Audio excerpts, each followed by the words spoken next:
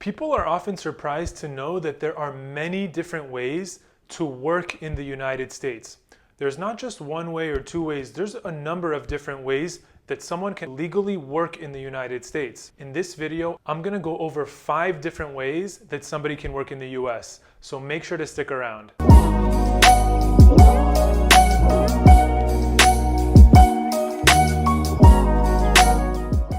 Hi everyone, so for those of you that don't know me, my name is Michael Ashoori and I'm a US immigration lawyer based in Los Angeles, California. At my law firm, we regularly post videos to make sure that you have the important updates on US immigration. So if you haven't yet subscribed to our YouTube channel, make sure to hit the subscribe button now. As I mentioned earlier, in this video, I'm gonna go over 5 different ways that somebody can work legally in the United States. So to get started, we're gonna go over the first category, which is if you have a job offer to work for a company in the United States. There are several different types of visas for people to come to the United States to work if they have a job offer from a US company. We'll start with one of the most common types of visas for this, which is the H1B visa. The H1B visa is a non-immigrant visa for people that are going to come to the United States to engage in what's called a specialty occupation. The H1B visa requires that you have an employer that's willing to file a petition on your behalf. The second type of visa that we'll go over is the TN visa. The TN visa is for citizens of Canada and Mexico. And basically, through this visa, it allows a citizen of Canada or Mexico to come to the United States with a valid job offer if their job is listed as one of the jobs under the TN visa. Basically, with the TN visa, there are a number of different job titles. For example, a management consultant, a doctor, a dentist. There's various different job titles, and if your job offer is for one of those jobs, then you could potentially qualify for the TN visa. The next visa that we'll go over is the L1 visa. The L1 visa is for intra-company transferees. And the way this visa works is that it basically allows somebody that's working for a foreign company as a manager or an executive or a specialized knowledge worker to transfer to a related US company, again, to work as a manager, executive, or specialized knowledge worker. And the next visa that we'll go over is the E3 visa. The E3 visa is for citizens of Australia, and again, it's very similar to the H1B visa. Now, there are other visas for people that have a job offer to work in the United States for a US company, but for now, we'll stop at those 4. But it's important to know that there are others as well. Now, the second way that somebody can legally work in the United States is by starting their own business in the United States. Now, there are multiple different visas under this category as well. We'll start with the E2 visa. The E2 visa is an amazing option for people to come to the United States and manage and run their own business. Basically, the way the E2 visa works is that you're required to invest a substantial amount into a US business. You can either start your own business or purchase an existing business.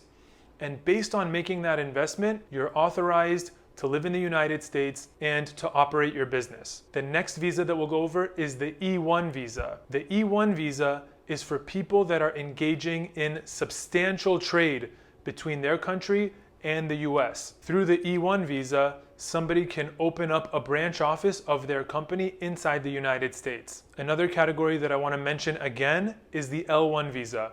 Now, I know we talked about the L1 visa in the previous section that we discussed, but I want to bring it up again here because, again, through the L1 visa, somebody can open up a branch of their foreign company in the United States. The third way that we're going to talk about for somebody to legally work in the United States is if they have an extraordinary ability in a particular area. And the way that you can do this is through the O1 visa. The O1 visa is a special visa for people with extraordinary ability in a particular area. For example, if they have an extraordinary ability in business or in one of the sciences or something along those lines, then the person can apply for an O1 visa to work in the United States in their area of extraordinary ability. The fourth way that we're going to talk about for somebody to legally work in the United States is through their student visa. Now again, you need to make sure that this is done properly, but there are definitely ways for people that are on an F1 visa to work in the United States through either CPT or OPT. There are ways for somebody on a student visa to work while they're in the United States. There are also ways for people that are on an M1 visa and a J1 visa to work in the United States as well. And lastly, the fifth way that we're going to talk about for people to legally work in the United States, it's a little bit unique, but it's people that are going to be engaging in religious work in the United States.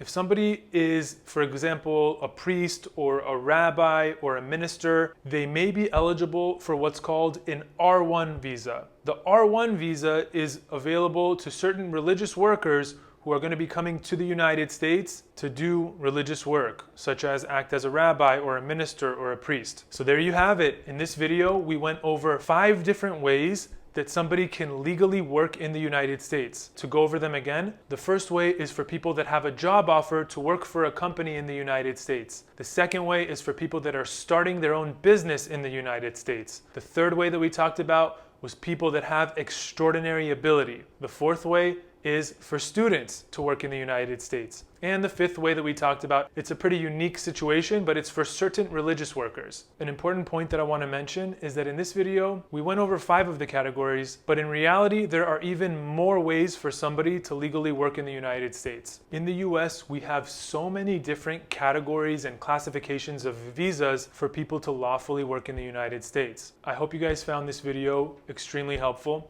If you know anybody that could benefit from this information, make sure to share this video with them. At our law firm, we're all about empowering you with knowledge. So the more people that can benefit from this information that actually see this video, the better. Also, make sure to hit the thumbs up button so that YouTube knows to share this video with a wider audience. As always, if you have any questions, feel free to drop them in the comments below. Thank you so much for tuning in, and I'll see you on the next video.